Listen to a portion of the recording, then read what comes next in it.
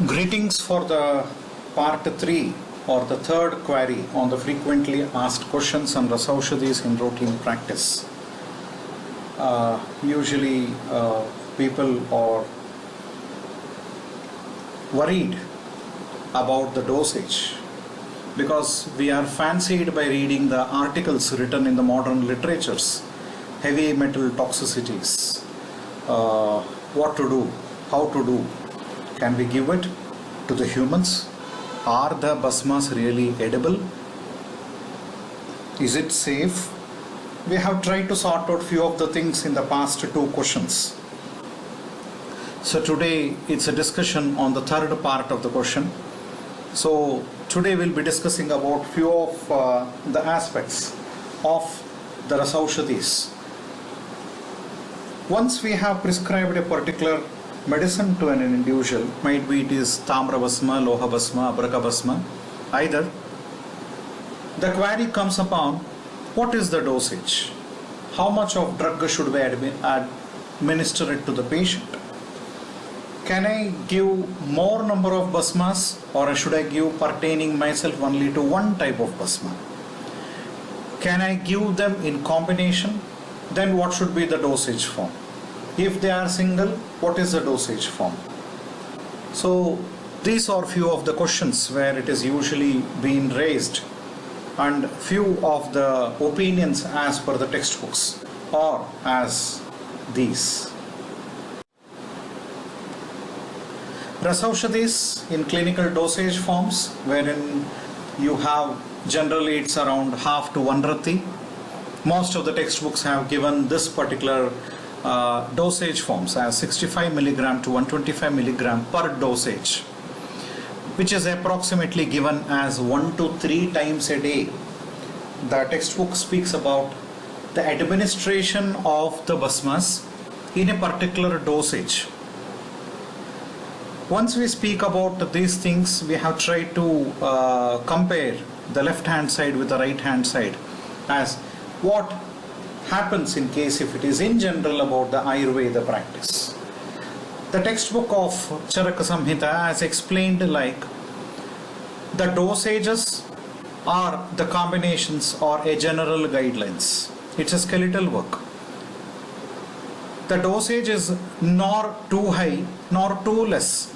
Considering an average, a middle-aged person, the dosage is being fixed.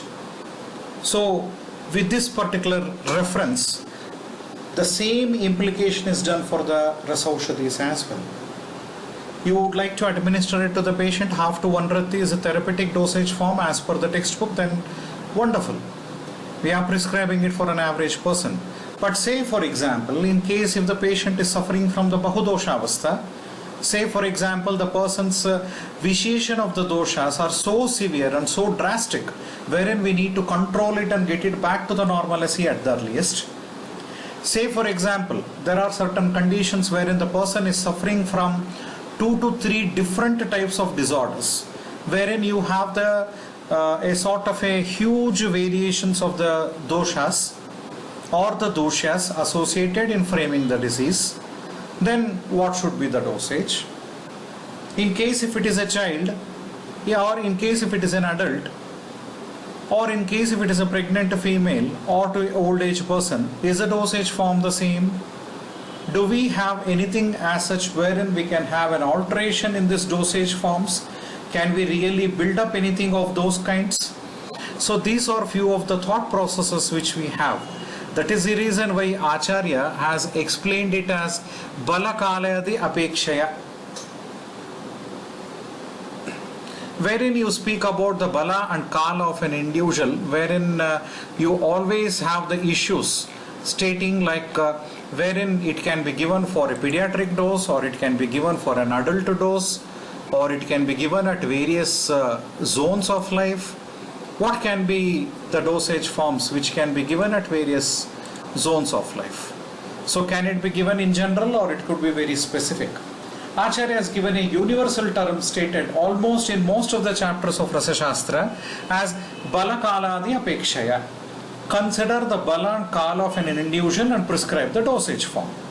Whether can we assess the bala, that is the Sharira bala, or also the Vyadhi bala, wherein you have the Taratama bhavas, and based on that you can alter your dosage form. Don't stick on stating like, oh, the textbook has asked me to give only 65 milligram. How can I give 67 milligram? I'll be against the norms of the textbook. So these fears and notions are of no use. Bala kaladi apekshaya. You have a patient who is suffering and who is having a high bala of the disease, then you are supposed to give him with a higher dosage of medicine. Say for example, a person with a body weight of approximately 60 kgs as an adult needs around 125 milligram as a standard dosage form for any basma. In case if the same person is around 100 or 110 kgs body weight, do you expect his body to have only that 125 milligram and act in a similar way? No. You have to give him more medicine. Instead of giving 125 milligram, you are supposed to give him 125 plus 60 milligrams, because he is more in his body weight. So this is again bala and kala of an individual, wherein you are supposed to analyze it and give it to the patient. Similarly, kala plays an important role. What kala it is? One thing is you have to assess the aushadha sevana kala. What should be the aushadha sevana kala of an individual, where you discuss about the topics like yunjadi, anannam, anadam, madhyante, kavalantare, grase, grase, mahashanam, nishisha aushadam. So based on that, aushadha sevana kalas are being explained by the various acharyas. Based on that you can prescribe it. The second thing is you can definitely go with the kriya kalas, wherein the stages of the illness. In case if the person is having only the stage of chaya and prakopa avastha or prasara avastha, sthana samshaya avastha, then the dosage form could be probably less, wherein the body might react quickly. In case if the same person is in the Vekta or Bheda avastha, the dosage form could be a bit more to control the disease quickly, or else the person is going to go into the stage of complications. So to arrest the stage of complication, you are supposed to prescribe him the dosage forms which is lesser or to a greater extent depending on his bala and kala.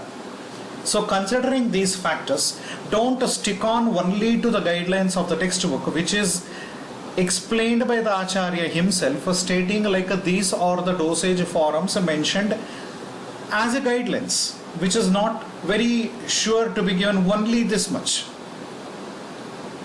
And added to that, anupanam is mandatory. So once you fix up the dosage, you are supposed to fix up the anupanam as well, because anupanam plays a vital role. The whole concept of anupanam can be discussed for 1 or 2 hours. So this anupanam plays a key role in most of these conditions, wherein you can make the patient to get the therapeutic action in a varied way. I am, as a clinician, I don't prepare the basmas, say for example, then how should I design my clinical protocol with a particular medicine? Because in the other session we have claimed like the method of preparation of abraka basma depends on in therapeutic index. If you prepare it with Eranda Patra Swarasa, then that particular abraka basma is more Vyatavyadihara. The same abraka basma has been prepared with Kasamartha Swarasa Bhavana, then it is more Kasa Shwasagna. So as I am sitting in the clinic, I get it the prescriptions, I give it to the various pharmaceutical companies and they give me the medicine. I really don't know, I'm not really much concerned about which is the method of the preparation of that particular basma. Then how should I design my protocol for a practice of Rasa Shastra? Then in those things, what I do is I tag it with a suitable anupanam. I take abraka basma, tag it with some vata shamaka dravya, herbal ingredient. Might be it is a herbal or a mineral ingredient, which is vata shamaka. Then the whole of the composition becomes vata shamana. I can tag it with a pitta shamana, I can tag it with a kapha shamana, I can tag it with some diseases specific like jwaragna. I can be very specific as grahani nasha. I can be very specific as atisarahara. So based on that, the anupanam could be changed or anupanam can be manipulated and prepare it in that particular way and give it or prescribe it to the patient, by which you can expect an excellent therapeutic evaluation in an individual. So these are few of the things wherein you need to keep in mind whenever we speak about the RASOUSHADIES in clinical dosage form. There are few more things to discuss about, like the age of the patient and RASOUSHADI sevanas are again very important. When I speak of the age, it is directly confined to the thought process, like from the neonate to the geriatric. So what is a neonate? Recently born or just born babies. The first medicine advised by many of the textbooks is a Swarna Bhasma or Swarna Prashana, wherein the first medicine is a Bhasma. Means the Acharya knew about the safety profile of the Bhasma because we haven't assessed any of the concepts of Ayurveda parikshas with that of the child.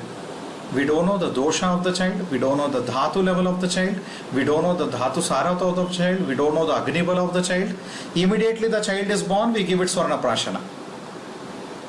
Means you are giving such a wonderful drug which is extensively safe to the child, and added to that it is pertaining the rasayana quality in an individual without harming the individual. This is the reason why I stress upon Swarna is one such a drug claimed by Acharya Sushruta as Rakshogna. So the first medicine given in the lifetime is the Swarna Prashana, which is given immediately after delivery, and I strongly follow this in many of my patients. Whoever are there in my antenatal and postnatal checkups, I try to see that maximum number of people do take the Swarna Prashana for their children. And specifically whenever we have the cases with that of the pediatric practice, whenever you are into the pediatric practice, we have the dosage forms wherein it is being approximately around 125 milligram in 8 divided doses. Say for example, we have a child who is having the body weight less than 5 kgs or 8 kgs. In them what we do is we take one portion. In case if you think like 125 milligram of a Bhasma or any compound is 125 milligram, we split it into 8 portions, and 1/8 of that dosage of the whole 125 milligram is being given to the child. In case if the body weight is something more than 8 kgs, then 125 milligram is divided into 4 portions, and that dosage form is given to the child. In case if it is above 15 kgs body weight, then it's a half rati dosage form, means a 65 milligram. If it is more than 25 kgs body weight, then we consider as 125 milligram and it is being given. This is my protocol, what I am following in my clinical practice. Again, always it has been stressed upon to analyze the balakaladi apekshaya to the extent possible and try to administer this amount of dosage to an individual. In case the dosage form is not appropriate, then the patient will not respond properly. The time of the dosage, that is Aushadha Sevana Kala, the assessment of the Kriya Kala, the Sharira Bala, the Vyadhi Bala, the Agni Bala, all these factors are being analyzed, or else you are unable to fix the dosage of the Bhasmas which you want to give to the individual. Then the whole of the protocol of the therapeutics will be of no use. Then it's not going to benefit much to your patient. But always don't forget to give a proper anupanam. Most of the times, in case if it is a neonate or a child, I try to give with the mother's milk or grita, which is more preferred, because whenever you have children who are not much fed with the mother's milk, then grita, I consider it as nectar, amruta tulya. Then I administer it to the person because Gruta is Atyanta Uttama Rasayana, and it has always been observed the preparations of the Gruta, whereas you mix some Swarnabhasma or any of the medicines with Gruta, the medicine will pass the blood-brain barrier. So it's a wonderful means of administering the drug to an individual. So Gruta is the best media for the administration of the Bhasmas to the children's and to the neonates as well, which is very much essential for the development of the brain of the child and also the dhatus of an individual. So this is about, in general, about the pediatric practice and the dosage forms. In case the patient is with the Yavanavastha, the patient, other age groups, wherein you have the Yavanavastha. Again, we have to consider the Roga Anusara and Shrotus Anusara. Multiple Shrotuses are involved, or in case if the Roga is with the Bahudoshavastha, multiple disorders like you have the Rajekshma, it's a syndrome-like presentations. Then the dosage form is quite high. There are many conditions like multiple organ failures. You have some cases with multiple organ failures. I am administering them with approximately around 1 gram of the total set of the basmas to an individual in one day. Of course, with lots of cautiousness, and ask the patient to sit in the clinic, administer it in divided doses throughout the day, and try to see that you control the vitiated doshas to an extensive way, to the possible way, and try to analyze and secure his health back to an normalcy. Based on the Rogagana, the dosage form should be altered. Say for example, you have any of the disorders related pertaining to the Koshta, where you have the Antha Roga Marga. Again, being in Rasa Shastra, we are analyzing the Roga Margas also, which is equivalently important in case of Kaya Sampradaya. In case if it is Abhyantara Roga Marga, then we need to administer the drugs which are very specific, like that of the Parpati Prayogas in a Vartamana Yoga, wherein consistently you need the drug to be acting on the Koshta, especially in the Jataragni, because the sthana of the Jataragni is the Koshta, and try to rectify the Agni, and based on that you can go for the treatment modalities. In case if the person's disease is in a deep-rooted illness, in the deep-rooted in the sense where you have the vitiation of the doshas in the minutest parts of the shrotases or various channels of the body or various tissues of the body, then the medicine to be given to them is again different, and it is also sufficient, it's more, wherein we prescribe to them with the frequent intervals and more than 125 milligram per dosage form. In case if it is a dosha hara chikitsa, then again it is specific. Say for example, a person with vata prakriti suffering from kaphodreka, then the dosage is different. A kapha prakriti person with a kaphaja vyadhi, then the dosage is different. A pittaja person, the dosage is altered. So again the dosage is being altered based on the doshas. Most of the times, like wherein you try to analyze a person from kapha prakriti and kaphaja vyadhi needs a higher dosage form. In case if the person is suffering, is having a vata prakriti and is suffering from vata vyadhi, again you need a higher dosage form. You need to see that because the biggest culprit is the vata. You try to see the derailed vata is back to its normalcy, or else it is going to vitiate the other two doshas and make a hell out of the situation. Pitta pangum, kapha pangum, pangave maladatavaha. You have the reference. So based on that, so try to see that you arrest the vata, get it back to the natural positions, get it back to its track, and try to maintain the health in an individual. Based on the samprapti vigatana, what chikitsa, wherein we try to give the samprapti, importance to the samprapti. You have the dosha samurchana.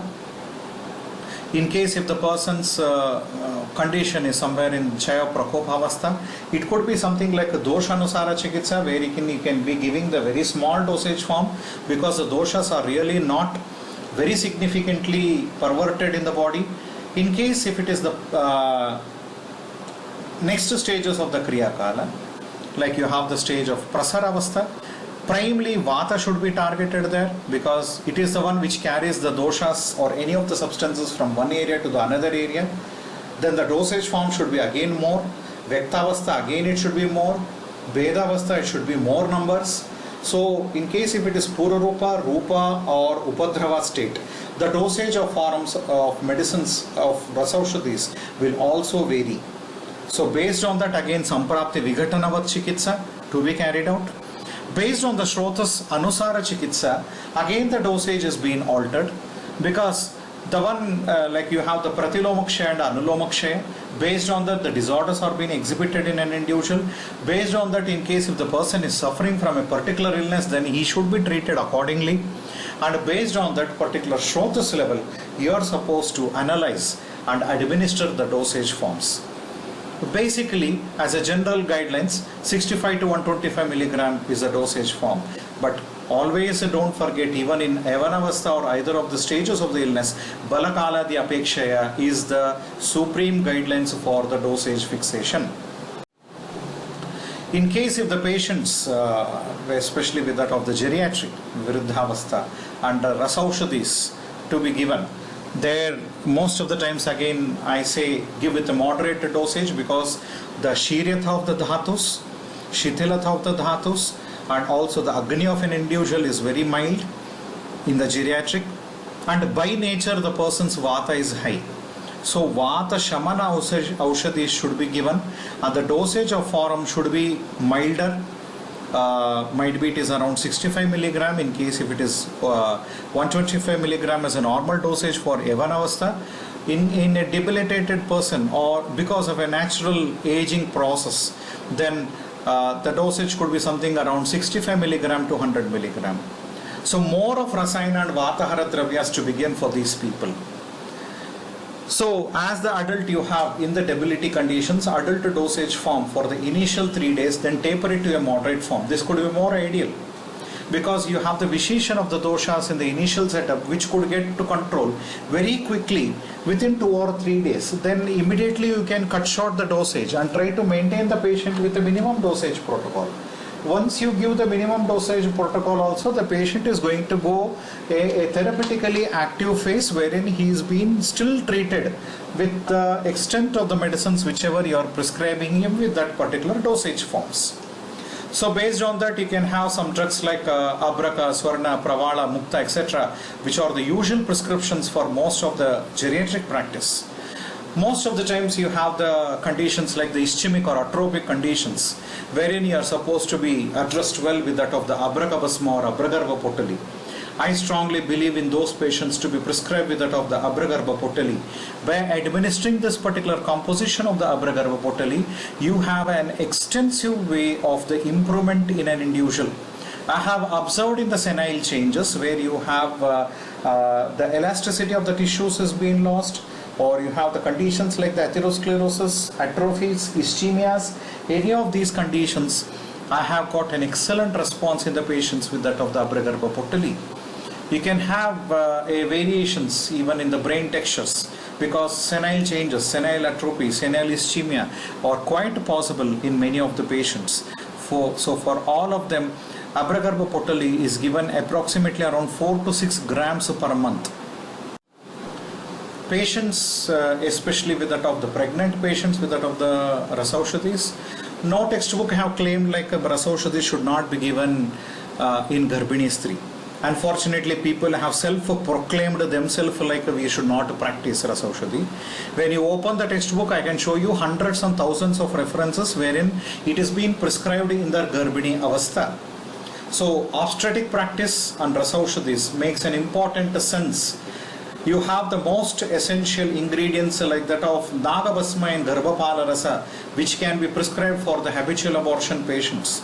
For the people who want to have a normal development of the pregnancy in a typical normal milestones, take Garbhapala Rasa, 125 milligram twice and thrice daily depending on the mother's constancy. So no textbook have prescribed me or asked me like the RASOUSHADIES should not be given in Garbhini Stri, not to be given in Rasa medicines during pregnancies. So in contrast, I have hundreds of medicines which can be given as Rasayana, and it is a life-saving in pregnancy. I give at least 2 grams of Hemagarbha Potali to every Garbhini Stri who is into my follow-up, along with Masanumasa as claimed by the various textbooks of Ayurveda, and find an excellent response in the individual, including to my wife for my children. During the labor or during the pregnancies, I have followed this principle of administration of the Hemagarbha Potali or Swarnavasma or the RASOUSHADIES into the obstetric practice. So thank you very much. These are few of the thought processes in respect to the dosage form at the various stages of the illness by which we can go for the administration of the RASOUSHADIES in a proper way.